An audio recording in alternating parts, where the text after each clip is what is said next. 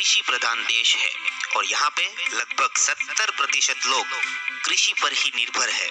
और यदि हम उन सभी लोगों की बात करें तो उनकी सबसे बड़ी समस्या है रासायनिक खाद और दवाइयाँ। जी हाँ, वर्तमान में जिस प्रकार से खेती से किसानों का मोह भंग हो रहा है उसका एकमात्र कारण रासायनिक खेती ही है। प्राचीन काल में जब हमारे पूर्वज जैविक आधार पर खेती करते थे तब कम खर्च में उत्पादन भी अच्छा मिलता था और लोगों का स्वास्थ्य भी अच्छा रहता था।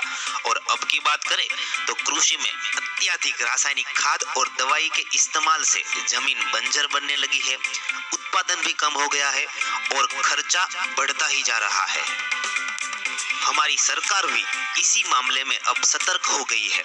केंद्र सरकार और राज्यों की सरकारें भी अपने स्तर पर किसानों को इसी बात के लिए जागरूक कर रहे हैं कि किसान जैविक पद्धति के आधार पर ही कृषि कार्य करें। दोस्तों, अब इन परिस्थिति में आपको यह जानकर खुशी होगी कि एक स्वदेशी कंपनी पिछले 13 सालों से हिंदुस्तान में किसानों की इन सारी समस्याओं को दूर करने में अपना योगदान दे रही है। जी हाँ, और इस कंपनी का नाम है Netsurf communication private limited. Friends, Netsurf ने 2003 में ही हिंदुस्तान में जैविक क्रांति लाने के मकसद से बायोफिट नाम से कुछ प्रोडक्ट की रेंज तैयार की थी और इन सभी प्रोडक्ट के इस्तेमाल से किसानों को कृषि में शानदार रिजल्ट मिल रहे हैं। तो आज हम इस वीडियो में इन सभी प्रोडक्ट के बारे में आगे बात करने वाले हैं। यारो, नेटसर्फ कंपनी की पूरी प्रोफाइल और उसके बिजनेस प्लान के लिए मैंने अलग से ही एक वीडियो बनाया है। आप चाहे तो उसे भी बाद में देख सकते हो, जिसका लिंक भी आपको नीचे डिस्क्रिप्शन में मिल जाएगा। तो चलिए अब बात करते हैं बायोफिट प्रोडक्ट्स की। इस प्रोडक्ट्स का मैन्युफैक्चरिंग प्लांट महाराष्ट्र और सिक्किम में है। सन 2003 में सिक्किम के मुख्यमंत्री पवन चामलिंग और उनकी सरकार ने सिक्किम को ऑर्गेनिक स्टेट में बदलने का संकल्प लिया, जिसके बाद 2016 में अपनी नीतियों और प्रयासों से सिक्किम दुनिया का सबसे पहला ऑर्गेनिक राज्य घोषित हुआ और वहां पर भी ज्यादातर बायोफिट प्रोडक्ट्स का ही इस्तेमाल हो रहा है। बायोफिट प्रोडक्ट्स की यह रेंज बनाई है डॉक्टर अभय फड़के ने। वे हमारे देश के कृषि साइंटिस्ट हैं। उन्होंने जमीन में से निकलते पौधे पर 45 साल से संशोधन किया है। कौन सी वनस्पति में कौन से तत्व है और कौन से पौधे पर कौन सी जैविक चीजें इस्तेमाल करने से उसका अच्छा विकास किया जाता है, ये सब उनके संशोधन है। डॉक्टर अभय फड़के ही वो साइंटिस्ट है जिन्होंने नीम की पेटेंट इंडिया को वापस दिलाई थी। उन्होंने ही ये बायोफिट रेंज की प्रोडक्ट बनाई है। यह सारी प्रोडक्ट्स ऑर्गेनिक प्रोडक्ट्स है, 100% इको फ्रेंडली प्रोडक्ट्स हैं।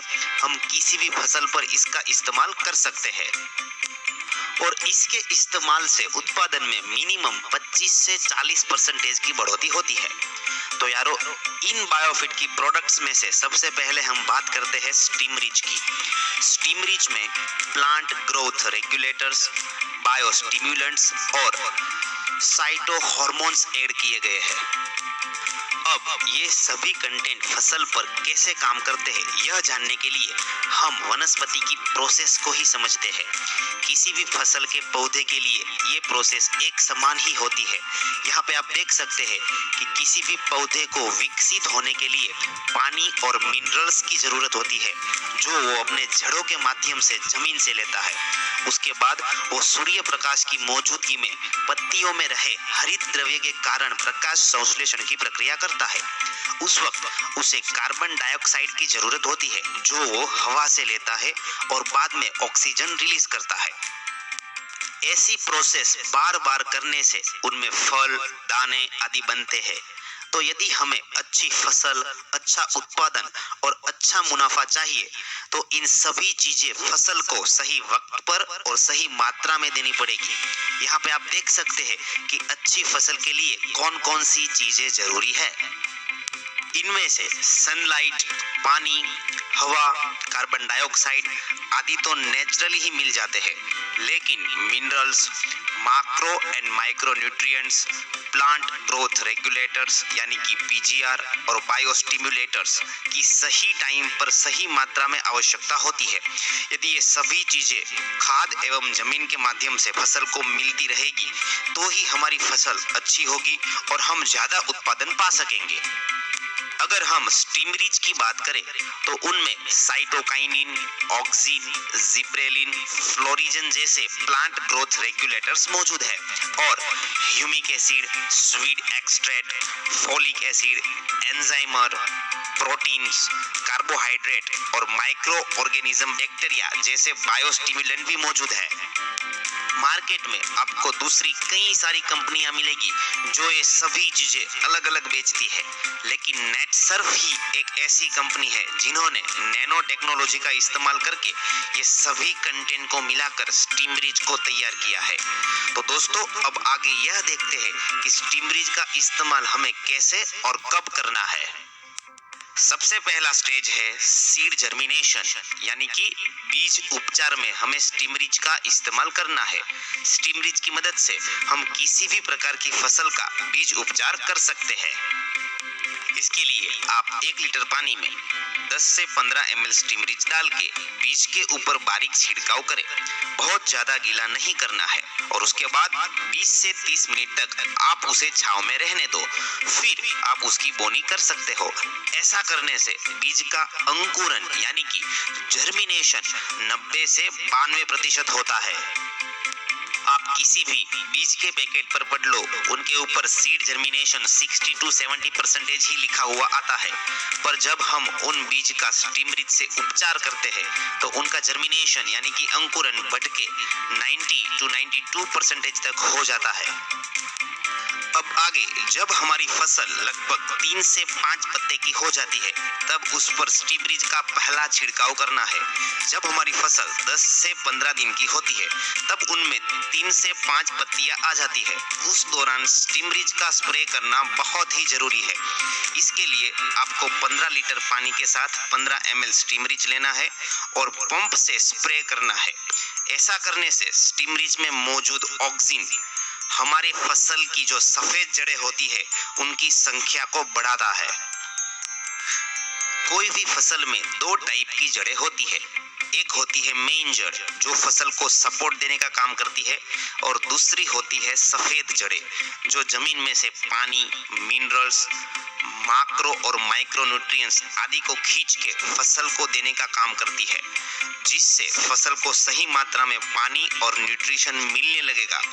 इससे पत्तों की साइज बढ़ेगी, पत्तों में हरापन बढ़ेगा, जिसकी वजह से प्रकाश संश्लेषण की क्रिया बढ़ेगी और इससे फसल की ग्रोथ और अच्छी होगी। नेक्स्ट, दूसरी बार स्प्रे तब करना है जब हमारी फसल 20 से 25 दिन की हो जाती है, जिससे फसल का वेजिटेटिव ग्रोथ होता है, यानी कि ज्यादा से ज्यादा टहनियां निकलती है और फसल में जितनी ज्यादा टहनियां रहेगी उतनी ही हमारी फसल स्ट्रॉन्ग बनेगी और उसमें ज्यादा फूल और फल आएंगे। आगे का स्प्रे हमें फ्लावरिंग स्टेज में करना है। जब फसल में फ्लावरिंग होता है, फसल में फूल और कली लगने की अवस्था होती है, तब हमें तीसरा स्प्रे करना है।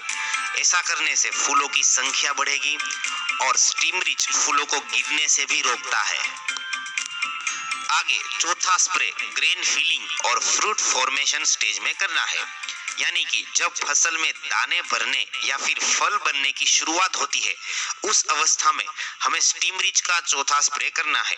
ऐसा करने से फूलों में से फलों का कन्वर्जन ज्यादा होगा, दाने, फलों की साइज बड़ी होगी, उसकी चमक, टेस्ट, कलर आदि सब अच्छा रहेगा। तो फ्रेंड्स, इस तरह फसल की पूरी सीजन के दौरान आपको स्टीमरीच का 3 से 4 बार ही स्प्रे करना है और हर बार स्प्रे करते वक्त आपको 15 लीटर के पंप में पानी के साथ 15 ml स्टीमरीच मिलाना है। अब हमारा नेक्स्ट प्रोडक्ट है बायो 95। फ्रेंड्स, हम जब भी कोई कीटनाशक या रासायनिक दवाई मार्केट से लाते हैं तो उसके ऊपर साफ साफ लिखा होता है कि ये दवाई पेट्रोलियम बेस्ड है, यानी कि इस दवाई में तेल की मात्रा है। और उस दवाई की सोल्यूबिलिटी यानी कि उसकी घुलनशीलता भी उसके ऊपर लिखी हुई मिलेगी। आमतौर पे वहाँ 70 और 80% लिखा हुआ आता है। इसका यह मतलब होता है कि ये दवाई पानी में 70 से 80% ही घुलेगी। इसी कारण से जब भी हम कोई कीटनाशक और रासायनिक दवाई पंप में पानी के साथ मिलाते हैं तो वह पानी में अच्छी तरह से घुलती नहीं है, और उसके बाद जब हम उसका स्प्रे फसल पर करते हैं तो कुछ जगह पर पानी गिरता है और कुछ जगह पर केमिकल गिरता है। अब ऐसा होने से हमें जो कीट या रोग को हटाना था वो पूरी तरह से नहीं हटेगा, और इसके लिए हमें बार बार स्प्रे करना पड़ता है, और इसी तरह हमारा दवाई का खर्च बढ़ जाता है। तो इस प्रॉब्लम को दूर करने के लिए यदि हम 15 लीटर के पंप में कोई भी कीटनाशक या दवाई के साथ 5 ml बायो 95 डालेंगे तो वह एक मिक्सिंग एजेंट का काम करता है। इससे पानी और दवाई 100% मिक्स हो जाती है और दवाई की कार्य क्षमता भी बढ़ जाती है। इसीलिए हमें एक बार स्प्रे करने से ही अच्छा रिजल्ट मिलता है, और इस तरह दवाई के पीछे होने वाला हमारा खर्च भी कम हो जाता है। बायो 95 के इस्तेमाल से दूसरा बेनिफिट यह मिलेगा कि कोई भी दवाई फसल पर अच्छी तरह से स्प्रेड होगी और वह पत्ती पर चिपकी रहेगी, यानी कि बायो 95 स्टिकिंग और यूनिफॉर्म स्प्रेडर का भी काम करता है। नॉर्मली हम कोई भी कीटनाशक का छिड़काव फसल के पत्तों के ऊपर ही करते हैं, और आपको तो यह बात मालूम ही होगी कि ज्यादातर कीड़े पत्तों के नीचे के भाग पर होते हैं, लेकिन हमारी दवाई ऊपरी भाग से नीचे तक पहुंचती ही नहीं है। लेकिन जब हम उनमें बायो 95 का इस्तेमाल करेंगे तो वह कोई भी दवाई को ऊपर से नीचे तक पत्तों के सारे भाग में फैला देता है, और इससे दवाई की कार्य क्षमता में बढ़ोतरी होगी और फसल को कीट और रोग से मुक्ति मिलेगी। बायो 95 प्रोटेक्शन का भी काम करता है। जब बहुत ज्यादा धूप होती है, टेम्परेचर ज्यादा होता है, तब बायो 95 फसल को सूर्य के यूवी किरणों से भी प्रोटेक्ट करता है। फ्रेंड्स, बायो 95 एक सहायक का काम करता है। हम इसे पेस्टिसाइड्स, फंगीसाइड्स, हर्बिसाइड्स, इंसेक्टिसाइड्स या किसी भी दवाई के साथ इस्तेमाल कर सकते हैं। आपको इसे स्टीमरीज के साथ भी इस्तेमाल करना है, यानी कि हम जब भी पंप से फसल पर स्प्रे करने जाते हैं तब हमें उस पंप में 15 लीटर पानी के साथ 5 ml बायो 95 लेना ही लेना है। अब हमारा आगे का प्रोडक्ट है NPK। दोस्तों, किसी भी फसल को अच्छी तरह से विकसित होने के लिए 14 न्यूट्रिएंट्स की जरूरत होती है, जिनमें से 6 मैक्रो न्यूट्रिएंट्स है और 8 माइक्रो न्यूट्रिएंट्स है। यहाँ पे मैक्रो का मतलब होता है ज्यादा मात्रा में लगने वाले न्यूट्रिएंट्स, और माइक्रो का मतलब होता है कम मात्रा में लगने वाले न्यूट्रिएंट्स। यहाँ पे आप देख सकते हैं कि मैक्रो न्यूट्रिएंट्स में nitrogen, potassium, phosphorus, magnesium, calcium और सल्फर शामिल है, जबकि माइक्रो न्यूट्रिएंट में iron, manganese, boron, zinc, copper, chlorine, निकल और मोलिब्डेनम शामिल है।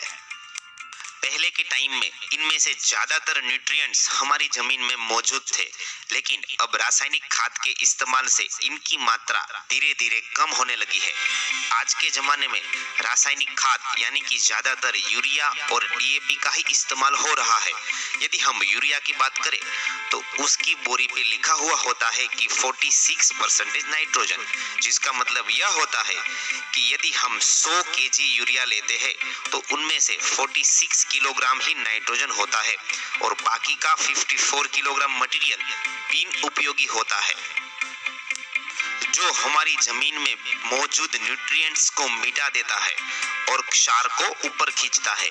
इसीलिए हमारी जमीन धीरे धीरे क्षार वाली और बिन उपजाऊ होने लगती है। अब ऐसी सिचुएशन में एनपीके ही एक ऐसी प्रोडक्ट है जो नेचुरल तरीके से जरूरी न्यूट्रिएंट्स फसल को दे सकता है। यहाँ पे एन, पी और के तीनों अलग अलग बोतलें हैं और इन तीनों में नेचुरल बैक्टीरिया होते हैं।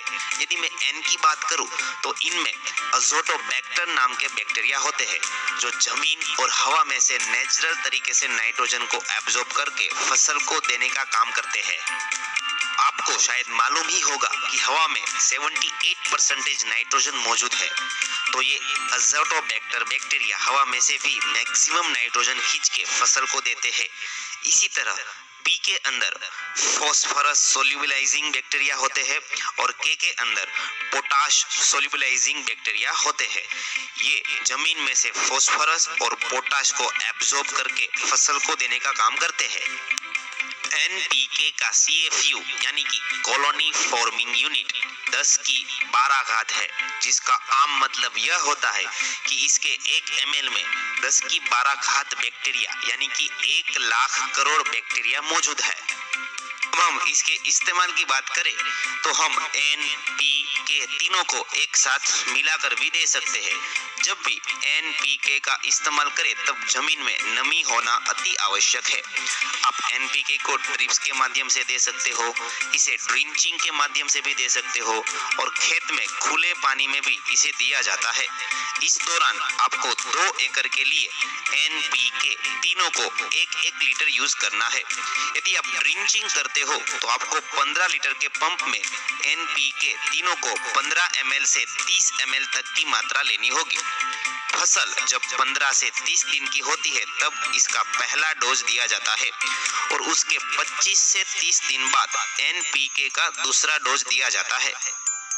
हम एनपीके के साथ दूसरे जैविक खाद, सेंद्रीय खाद, गोबर के खाद आदि भी यूज कर सकते हैं।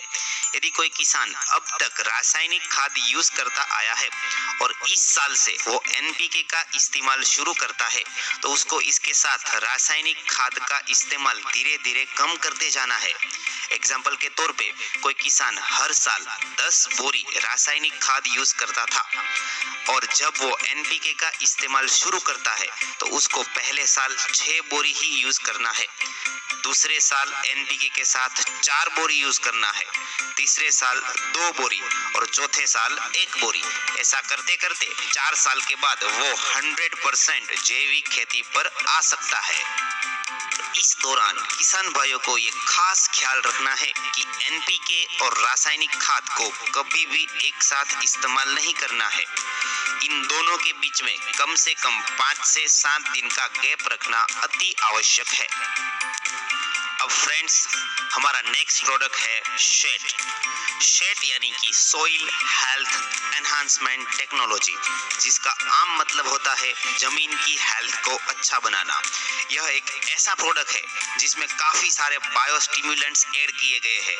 फ्रेंड्स, हमने आगे भी बताया था कि humic acid, seaweed extract, folic acid, enzymes, proteins, carbohydrates, micro organisms, ये सभी चीजें बायोस्टिमुलेंट्स है जो फसल को ग्रोथ करने में मदद करते हैं। इनमें फसल के लिए जरूरी माइक्रो न्यूट्रिएंट्स भी अवेलेबल है। यह एक स्टीमरिच के जैसा ही जबरदस्त प्रोडक्ट है। किसी भी फसल में इंस्टेंट रिजल्ट के लिए आप चाहे तो स्टीमरिच, शेट और बायो 95 को मिला के उसका छिड़काव भी कर सकते हो।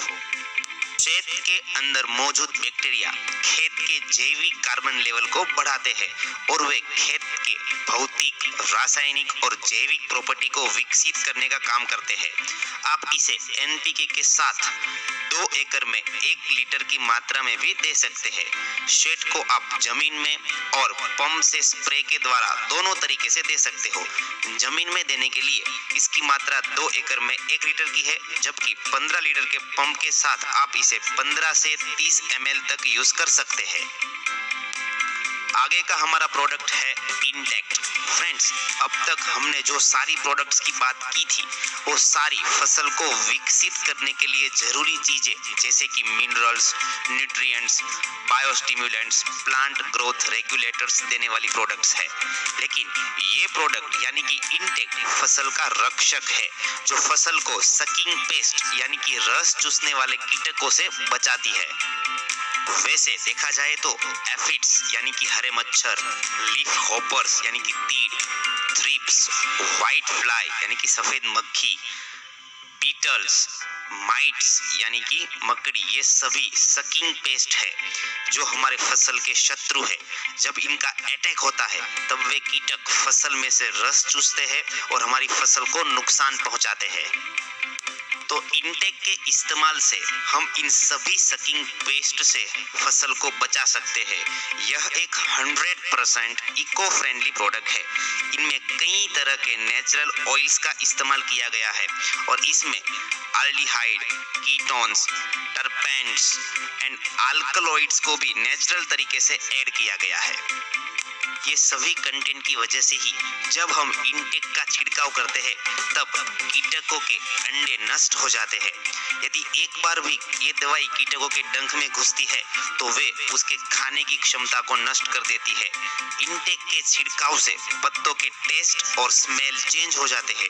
इसी वजह से ही कोई भी कीटक फसल से दूर भागते हैं। जब कीटकों की संख्या 30 से 40% से ज्यादा हो जाती है तब उसे नष्ट करना बहुत ही मुश्किल हो जाता है। इसीलिए पॉजिटिव रिजल्ट को पाने के लिए इनटेक का इस्तेमाल शुरू से ही करना बहुत जरूरी है।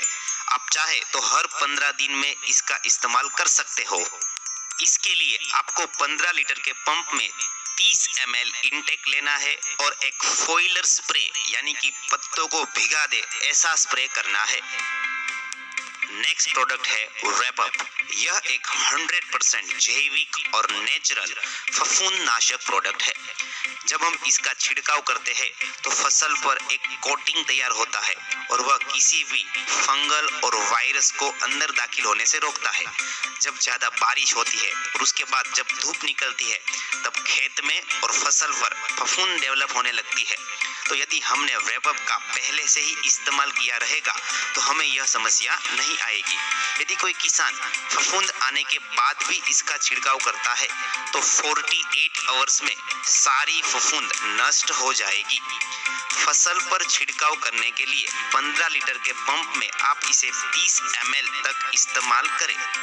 आप इसे स्टीमरीच और बायो 95 के साथ भी यूज कर सकते हैं। जमीन के अंदर जड़ों में फंगल को रोकने के लिए आप इसे पानी के साथ जमीन में भी दे सकते हैं और ऐसे वक्त आप 1 एकड़ में 1 लीटर रैपअप इस्तेमाल करें। यहाँ पे एक बात का खास ख्याल रखना है कि आपको रैपअप और शेड को कभी भी एक साथ इस्तेमाल नहीं करना है। इसके अलावा आप बाकी की सभी प्रोडक्ट का एक साथ इस्तेमाल कर सकते हो। हमारा आगे का प्रोडक्ट है एनकाउंटर। यह एक नेचुरल चारामार दवाई है। नेटसफ ने अभी तक इसे मार्केट में लॉन्च नहीं किया है। वैसे देखें तो कंपनी अभी इस प्रोडक्ट के ऊपर काम कर रही है। बहुत जल्द ही ये मार्केट में अवेलेबल होने वाला है। यह एक नॉन सिलेक्टिव प्रोडक्ट है, यानी कि इसको फसल और चारा में कुछ भी अंतर मालूम नहीं रहता है। आप जिसके ऊपर भी इसका इस्तेमाल करोगे इसे यह नष्ट कर देगा, इसलिए आपको सिर्फ चारे के ऊपर ही इसका छिड़काव करना है। यह एक 100% जैविक और नेचुरल चारामार दवाई है। इसके इस्तेमाल से खेत को कुछ भी नुकसान नहीं होगा। तो दोस्तों, बायोफिट की एग्रीकल्चर में इस्तेमाल होने वाली सारी प्रोडक्ट्स की जानकारी यहाँ पर खत्म होती है। अब इसका इस्तेमाल करने से पहले आपको कुछ बातें जानना बहुत ही जरूरी है, जैसे कि जब भी आप पंप इस्तेमाल करें तो उससे पहले आपको उसे अच्छी तरह से गर्म पानी और साबुन से साफ करना है। दूसरी जरूरी बात, आप जब फसल पर बायोफिट प्रोडक्ट के साथ साथ केमिकल दवाई और खाद का भी इस्तेमाल करते हैं तब उसमें कम से कम 5 से 7 दिन का गैप अवश्य रखें। बायोफिट प्रोडक्ट्स को किसी भी रासायनिक खाद और दवाई के साथ इस्तेमाल नहीं करना है। कभी कभार बायोफिट प्रोडक्ट के शेड्यूल एवं इसकी मात्रा में जमीन, एटमॉस्फेयर और फसल के हिसाब से कुछ चेंजेस भी करने पड़ते हैं। यारो, मेरा तो यह मानना है कि यदि कोई किसान इन सारी प्रोडक्ट्स का सही वक्त पर और सही तरीके से इस्तेमाल करता है तो उसे 100% रिजल्ट मिलेगा ही। ये सारी प्रोडक्ट्स आपको अच्छे डिस्काउंट में पूरे हिंदुस्तान में कहीं भी आसानी से